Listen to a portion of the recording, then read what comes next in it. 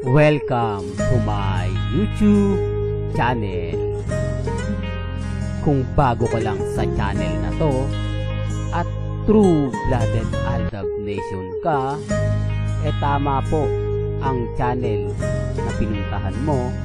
Kaya considering na po kitang bagong subscriber. At huwag mong kalimutan pindutin yung bell para lagi po kang updated sa bagong video na ilalabas ko. Salamat po sa iyong pag-click sa channel na to.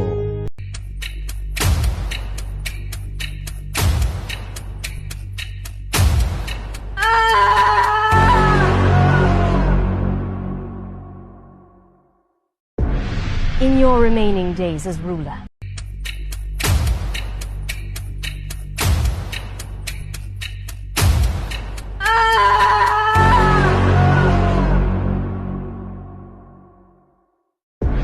in your remaining days as ruler. Welcome back mga kaaldab. Ito na naman po ang inyong lingkod, si Mr. Destiny. Well, update lang po tayo ngayon sa mga naglalabasan sa social media about nga po kay Alden Richards at kay Maine Paul Carson. Unahin po natin kay Alden. Sabi ko nga po sa inyo, promotion lang naman po lahat yan. Di po ba? Na pag natapos naman po yung promotion, normal lang po yun.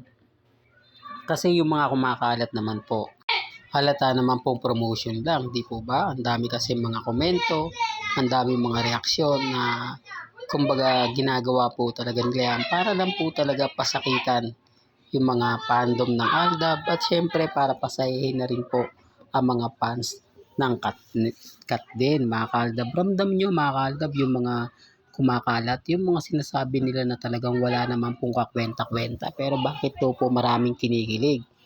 Maraming nagsasabi na yung relasyon daw po nila Alden at ni Catherine talagang kitang-kita. Remind ko lang po sa inyo yung mga nakapunta dati sa Dubai o yung nakaranas nga po ng mga event ni na Alden Richards at ni Maine Paul Carson. Sila po yung pagsasabi. At dito naman po sa Pilipinas syempre wala naman pong ibang ganap. Di po ba? Hindi naman po tayo nagkakaroon ng mga pasakit po para sabihin na yung fandom natin mahina pa rin. Malakas pa rin po ang fandom ng Aldab Nation. Kita nyo naman po At mararamdaman nyo naman po sa mga kaganapang kina Alden Richards at kay Maine. Po ba? Kung ano nga po ba talaga yung mga latest, kung ano nga po ba yung mga trending, may kita at may kita nyo pa rin po.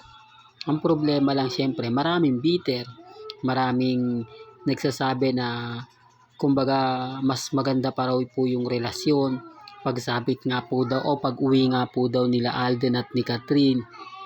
Marami daw pong matutuwa dahil magaganap na po yung kasalan. Remind ko lang po sa inyo yung kasal po kapag sinabi niya yan, sagrado po yan.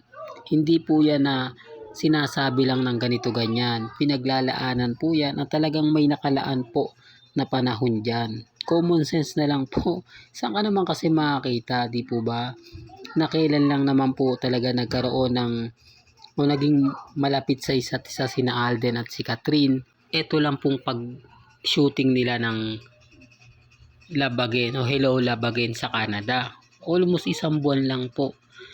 Samantalang ang relasyon nila Alden, nila Catherine at ni Daniel Padilla na umabot po ng 11 years, hindi po nakitaan ng kasalan, di po ba?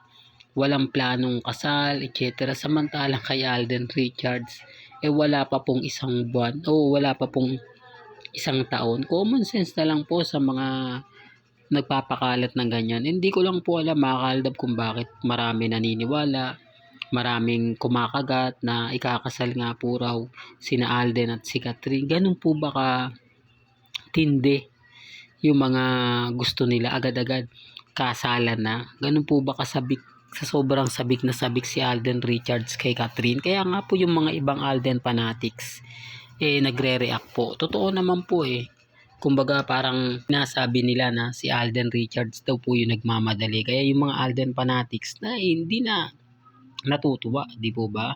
Noon nga po yung mangyayari na kakakilala nyo pa lang, halos wala pa kayo isang taon, kasala na agad. Ganyan po talaga sila ka tindi.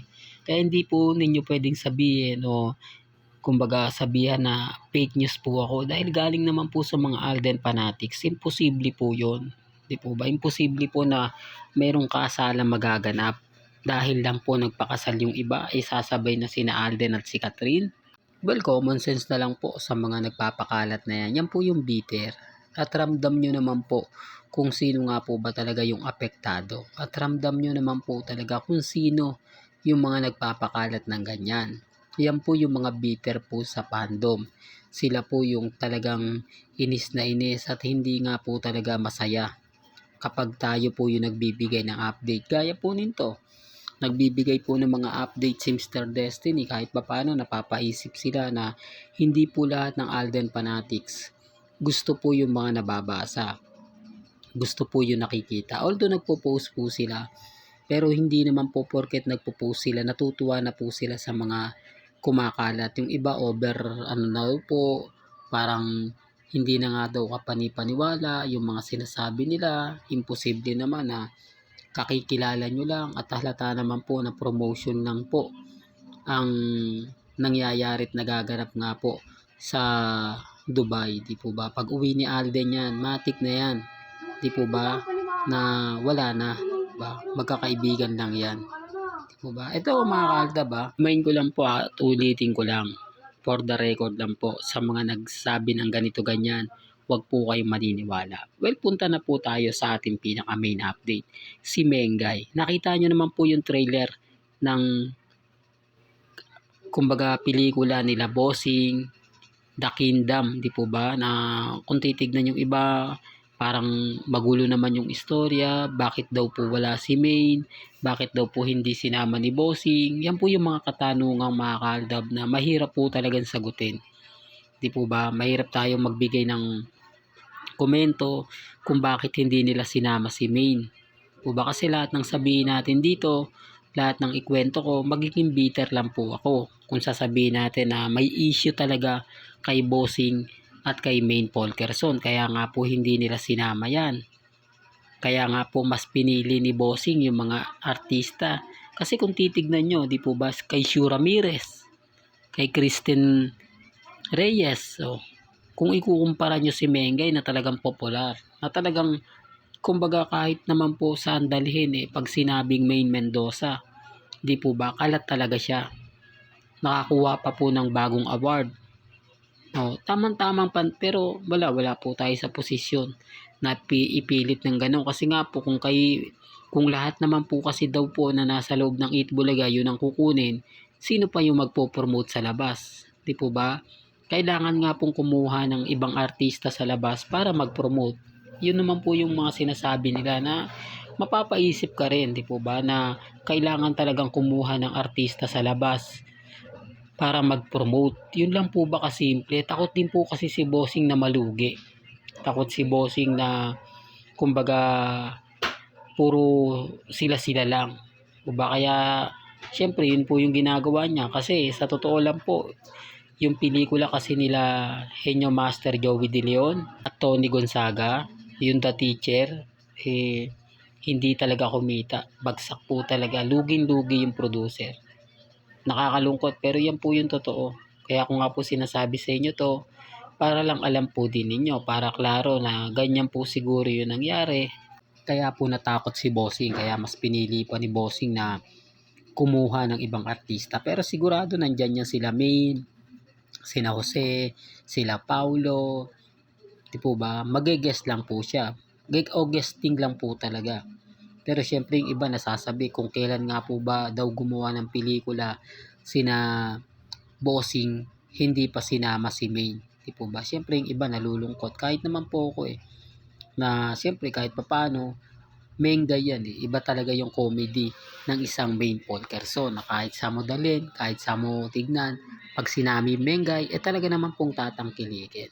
Well, hanggang dito na lang po ang ating latest updates. Kaya kung gusto niyo pa po ng pinaka-latest at sariwang update, abay tumutok lang po kayo dito po sa channel ni Mr. Destiny para updated po kayo sa mga latest at sa mga bagong video po na ilalabas po natin maya-maya lang. Kaya kung bago ka lang sa channel na to, at isa kang true-blooded Aldab Nation na nagmamahal kina Mengay at Isoy, tama po ang channel na pinuntahan mo, kaya consider na po kitang bagong subscriber. At huwag mong kalimutang i-share ang mga video po natin sa mga mami, sa mga titas, at sa mga senior.